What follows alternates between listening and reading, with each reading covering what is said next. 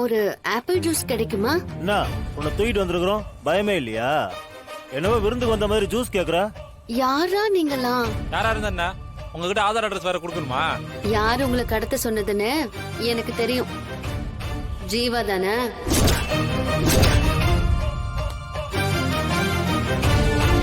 நான் தான் உனக்கு தெரியுமா மாயா?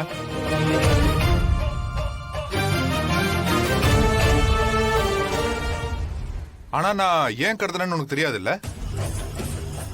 சொல்றேன். நான் ஜீவா இல்ல நிரூபிக்க உன் குடும்பத்தாளுங்க எல்லாரும் ஒண்ணு சேர்ந்து என்னெல்லாம் ஆட்டம் போட்டீங்க. ஆனா எப்படி என்கிட்ட மாட்டின பாத்தியா? உன்னால என்ன ஒண்ணும் பண்ண முடியாது. ஏன் முடியாது?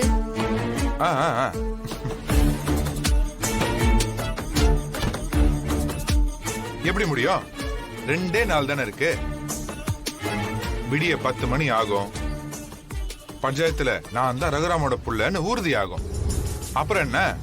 அந்த சொத்துல ஒரு பங்கு எனக்கு வந்துடும். எனக்கு இப்பதான் தெரிஞ்சது. அதுல ஒரு பங்கு இல்ல, ஒரு அரை பங்கு கிடைச்சா கூட என்னோட 3 தலைமுறை சந்தோஷமா இருக்கும். அத வாங்கிட்டு நான் அப்படியே போயிட்டே இருப்பேன். நீ அதுக்கு தடையா இருக்க. அதனாலதான் உன்னை தூக்கிட்டு வர சொன்னேன். கவலைப்படாத.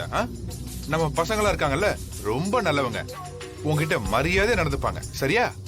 தன்னால உழைச்சு முன்னேறவே முடியாதுங்கிற நம்பிக்கை இல்லாதவன் தான் அடுத்தவங்க சொத்துக்கு ஆசைப்படுவான்.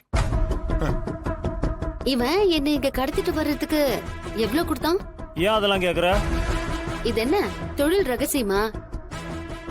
மார்க்கெட் நிலவரம் எப்படின்னு தெரிஞ்சுக்கலாம் தான் கேக்குறேன்.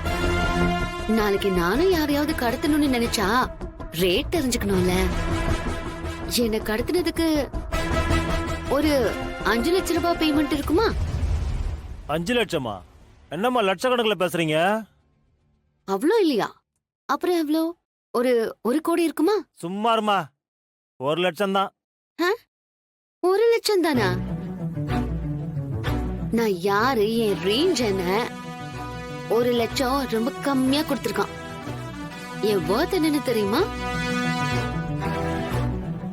நான் ரகுராமோட பொண்ணு. கோடிக்கணக்கான சொத்து எனக்கு அமெரிக்காலயும் இருக்கு.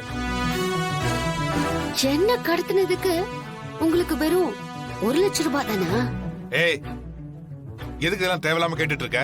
நான் உங்ககிட்ட பேசல, இவங்க கிட்ட பேசிட்டு இருக்கேன்.